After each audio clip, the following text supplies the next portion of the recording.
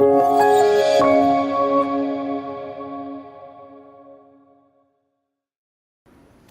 I started in business age 11 after a family friend challenged me to build her website.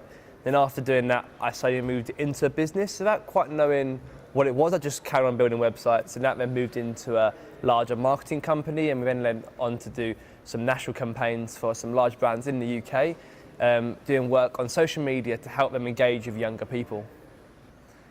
For me, one of the most exciting things about the marketing industry is how quick it's changing. Every day there's new things happening. I mean, at the moment we're starting to see the introduction of use of tools like Amazon Alexa and Google Home, and how can we use them to better market. And for me, I love that, how every day is different. I think if I was in an industry that was the same, I think I'd get bored of it quite quickly, but in marketing it's always moving and always progressing.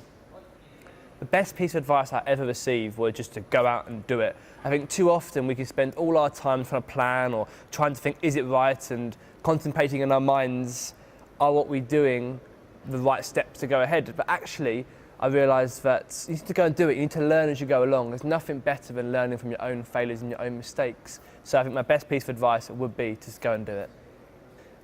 I think for me, some people who inspire me, I have a number of people I look up to, and I think that's really important, because having that one person, I think it's harder. So a number of people from my family, right up to other sort of successful entrepreneurs who I can look up to and know that what they're doing is something I want to emulate, and I think that helps me to focus on different areas.